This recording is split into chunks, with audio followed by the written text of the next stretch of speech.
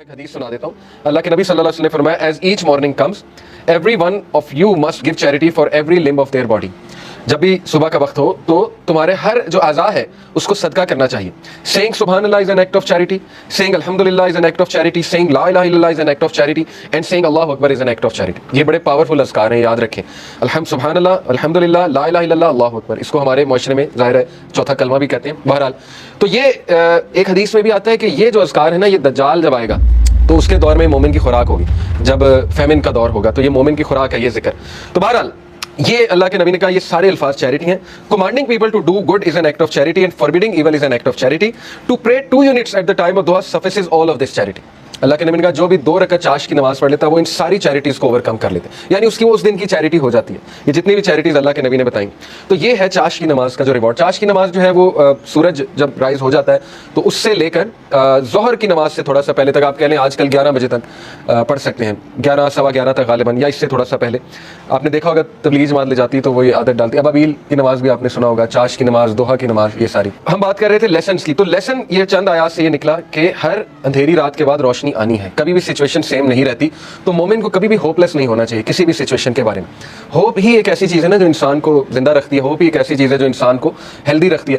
تو اللہ تعالیٰ ہوپ دلا رہا ہے. یہ اللہ کے الفاظ ہیں, یہ کسی انسان کے الفاظ نہیں ہیں کہ اللہ تجھے نہیں چھوڑ سکتا, نہ اللہ تجھ سے ہیٹڈ کرتا ہے. بس یہ اللہ کے کچھ طریقے ہوتے ہیں انسان کو ٹیسٹ کرنے کے لیے, انسان کو کچھ سکھانے کے لیے. اور پھر اللہ نے وعدہ کیا وَلَلْآخِرَةُ خَيْرٌ لَكَ مِنَ الْأُولَىٰ, کہ اے نبی یہ دنیا تو ہے ہی آپ کے لیے بہت بہتر, لیکن یہ کہ آخرت اس سے بھی بہتر ہوگی آپ کے لیے. تو اس دنیا کے جو غم ہیں, اس دنیا میں جو ٹیسٹ اینڈ ٹرائلز ہیں, وہ کہیں آپ لوگوں کو اس غم میں نہ ڈال دیں کہ میری زندگی میں اتنے پرابلمس کیوں ہیں, کیونکہ یہ دنیا کی زندگی تو ہے ہی بہت ٹیمپرری.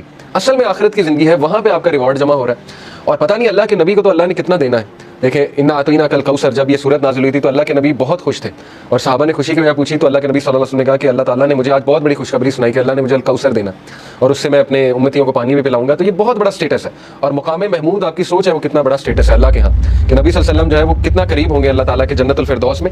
تو اس لیے مومن کے لیے دیر از آلویز ہوپ. اگر زندگی میں کوئی کمی رہ جاتی ہے, کچھ مل جاتا ہے, کچھ نہیں مل جاتا ہے, تو مومن کبھی بھی ہوپ لیس نہ ہو. رسول اللہ صلی اللہ علیہ وسلم کے حوالے سے میں آپ کو ایک زبردست واقعہ ترمذی کا ہے. It is recorded by Imam Ahmad bin Hanbal that Abdullah bin Mas'ud said the messenger of Allah was lying down on a straw mat and it left marks on his side. چٹائی پہ جیسے ہم لیٹتے ہیں نا تو کچھ نشانات پڑ جاتے ہیں, تو اللہ کے نبی صلی اللہ علیہ وسلم کے یہاں کچھ نشانات پڑ گئے اس میٹ کے. Then when he woke up he began to rub his side. So I said, عبداللہ بن مسعود نے کہا یا رسول اللہ will you allow us to spread something soft over this straw mat. اللہ کے نبی اگر آپ حکم کریں تو یہاں پہ میں کوئی سافٹ بچھا دوں. اب وہ ظاہر کیئر کرتے تھے صحابہ اللہ کے نبی کی. He said, I have nothing to do with this world. میرا اس دنیا سے کیا لینا دینا. The parable of me and this world is like a rider who rests in the shade of a tree, then he passes on and leaves it. میری مثال ایسے ہے کہ جیسے ایک رائڈر کی مثال ہوتی ہے کہ جو چل رہا ہوتا ہے اور کچھ دیر کے لیے اس نے ریسٹ کرنا ہوتا ہے کسی شیڈ کے نیچے, ٹری کے نیچے, تو وہ بس ریسٹ کرتا ہے اور اس کے بعد اپنی جرنی پہ چلتا ہے. یعنی اس لیول کی فلسفی, اس لیول کا توکل, اس لیول کا یقین, اس لیول کا ایمان. تو زندگی اصل میں گزرتی ہے ایمان سے, توکل سے. یہ بلڈ کرنا چاہیے بچوں کا. اگر آپ نے کچھ بلڈ کرنا ہی ہے اپنا تو سب سے زیادہ ٹائم اس پہ لگائے. حق الیقین. اللہ کہتے ہیں نا کہ مومنین جو, اللہ نے کیا خاص بات بتائی مومنین کی سورہ البقرہ میں, الذین یؤمنون بالغیب ویقیمون الصلاۃ ومما رزقناہم ينفقون والذین یؤمنون بما انزل الیک وما انزل من قبل وبالآخرۃ هم یوقنون. ایک تو غیب پر ایمان, دوسرا یہ کہ آخرت پر یقین. اتنا یقین کہ ان کے ایکشنز بتاتے ہیں. ٹھیک ہے نا, مومنین جو ہیں ان کی نظر آخرت پر ہوتی. اللہ کے نبی صلی اللہ علیہ وسلم کی نظر جو ہے وہ آخرت پر تھی. تو انہوں نے کہا کہ میرا کیا لینا دینا اس دنیا سے, جو مل گیا, اور جو نہ ملا اس پہ بھی الحمدللہ. تو یہ بہت بڑا لیسن ہے, یاد رکھیں کہ مومن کا جو دن گزرنا چاہیے نا, وہ جو مائنڈ سیٹ ہونا چاہیے ہمارا, وہ آخرہ اورینٹڈ ہونا چاہیے. اس پہ بہت میں بار بار فوکس کرتا ہوں. اس لیے اگر آپ نے کچھ پڑھنا ہی ہے نا تو کچھ ایسا پڑھیں جس سے آپ کا یقین بلڈ ہو. ٹھیک ہے نا. یقین کیسے بلڈ ہوتا ہے؟ صحابہ کی سٹوریز پڑھ کے یقین بلڈ ہوتا ہے, اللہ کے ناموں کے, اللہ کے ایٹریبیوٹس پڑھ کے یقین بلڈ ہوتا ہے, قرآنک سٹوریز پڑھ کے, انبیاء کی سٹوریز پڑھ کے کہ ان کو کتنا یقین تھا اللہ میں. کتنی مثالیں دیکھیں اللہ نے دی. کئی لوگ یہ سوچتے ہیں کہ شاید ہم میٹر ہی نہیں کرتے.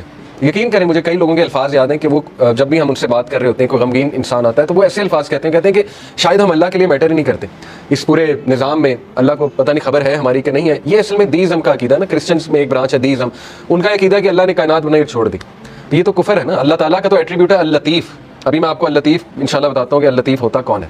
بہرحال اللہ تعالیٰ تو اپنے لوگوں کے بارے میں اتنا باخبر ہے, اور اتنا پریسیجن کے ساتھ اللہ نے ایک ایک چیز کی ہے کہ آپ سوچ نہیں سکتے. کرنا ہی ہے اپنا تو سب سے زیادہ ٹائم اس پہ لگائے. حق الیقین.